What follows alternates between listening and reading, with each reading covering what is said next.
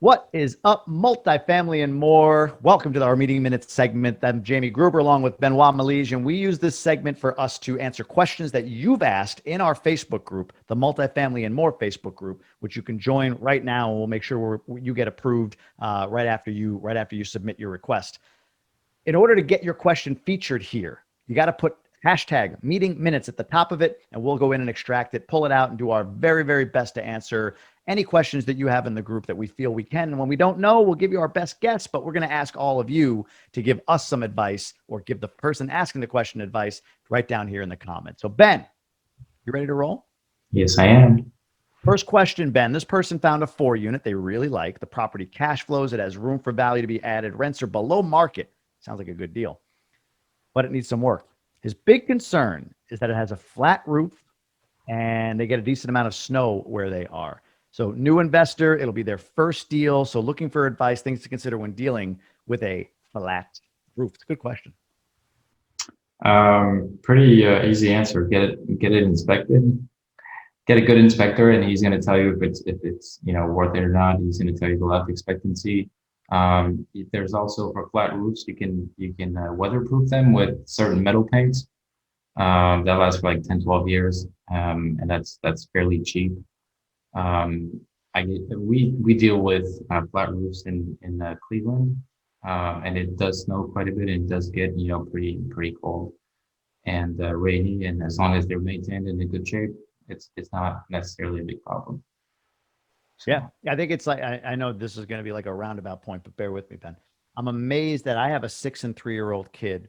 And between the two, the advances in technology in those 3 years, we're going through the whole delivery process, like just the ultrasound technology, when they know the sex of the baby, all it's like insane year to year to year.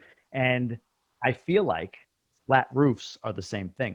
Pregnancy is like a lifelong thing, and everybody knows like the labor and all the pain that women go through in pregnancy. Of course, people feel the same way with flat roofs, but they don't give credit to the advances. You mentioned paints. It's just the quality of roofing material now for flat roofs is way better than it was even 3, 4 years ago. You can get a lot more life out of a flat roof than you could in the past. So I think you're right, Ben. One, know what you're dealing with, so have it inspected. Two, if it is something that needs work, or if it is something that has maybe a shorter lifespan than a shingled roof or a pitched roof, then budget for it. Just put that into your numbers and say, okay, well, if I have to replace the roof every 15 years or so, maybe knock it down to 12. What's that going to be? How much do I need to reserve? And does the deal still work at that level? And if it does, go for it. You're properly reserved. So I think that's the best advice that either of us can give. Agreed? yep. Cool.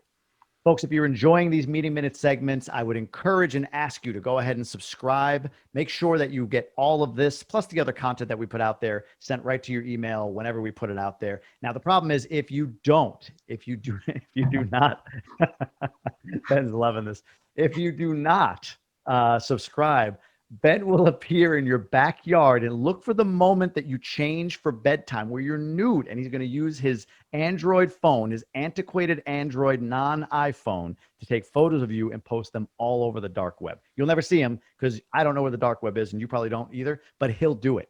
So subscribe and avoid that embarrassment. Fair, Ben? You're gonna get in trouble for this. You're going to get in trouble for that. I'm gonna get in trouble for this. Yes. If you start taking pictures of nude people, All Ben, right, so just subscribe and we'll be fine then. what's the All right. Very good. Second question. I don't know what it is. Yep. You want to take this one? You got it. Yeah, go for it. All right. Anyone, what is it? Anyone in the group feel that they have their direct mailing dialed in? I have never sourced deals this way and have only recently started. If anyone is willing to critique my later plan, blah, blah, blah. Okay, so we can't do that because we don't have it. But what are your thoughts on direct mailing? I haven't done myself direct mailing campaigns. I know your turnkey company does these, but if you first and foremost, this is maybe lesson one. Ben doesn't do any of that. Ben has teams that know what they're doing, do all of that. So we talk a lot about who versus how, and I think that's one of the things here. Like if you can hire a company or an individual or somebody that can do this for you, or partner with somebody that knows what they're doing here, I think that's the best first step. I can tell you just from networking and interacting with people that are successful in this or feel that they get a good conversion rate, a few quick hacks or tactics that they do with their letter campaign. First and foremost is they make it stand out, and there's a couple different ways they do this. The size of the letter, like they'll do the smaller version of an envelope, or maybe even a greeting card sized envelope, not just a standard white, business sized envelope. No postcards. I haven't heard anybody say they have success with postcards. But again, for those of you that are big on letter campaigns, drop in the comments if postcards work for you. So that's one.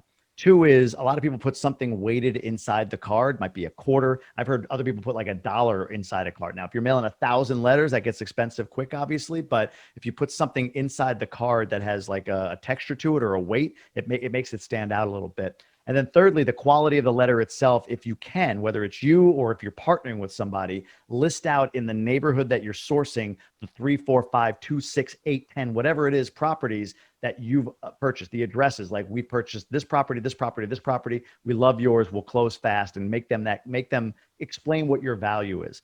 The only other thing I would say that I've heard from people that are really successful with this is whether it's postcards or letters or anything gimmicks I just gave you, it's consistency and stick to itiveness. It's continuous campaigns, not just like one letter being mailed and that's it.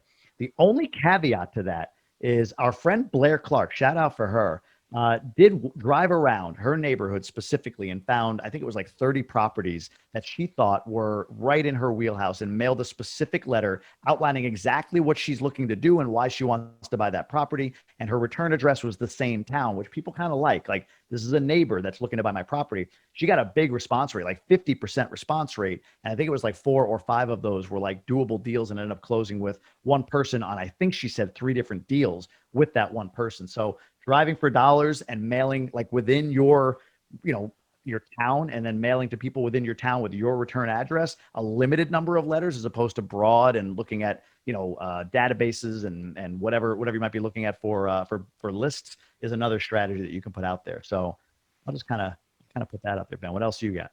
I think that's good. And I mean, the great point about driving in your own neighborhood. You could go as far as even taking a picture of these houses when you drive by. So just so you have a reference, and then you can actually add it to the letter itself. So when they open it, they see their own house, and they're like, "Well," and then you can talk about. So it's very like it catches the attention. Um, but yeah, I mean, it's just be very, very targeted and consistent. I guess that's the number one thing here. I like it. Remember, subscribe. Make sure you don't have nude photos in the dark web because of Ben. He's demented, this guy. He'll do it. So you got to subscribe to avoid all of that. And also let us know your thoughts. Drop them in the comments. Let us know where we think we're off, we're right, agree with us, disagree with us, whatever. But let us know what you're thinking down in the comments below. If this helped you especially, or if it hurt you especially, let us know that. And we'd love to hear from you. Beyond that, drop hashtag meeting minutes in your question inside of our Facebook group, and we will potentially feature you and your question on a future episode. Until then, Ben, I'll see you soon. See you. See you, everybody.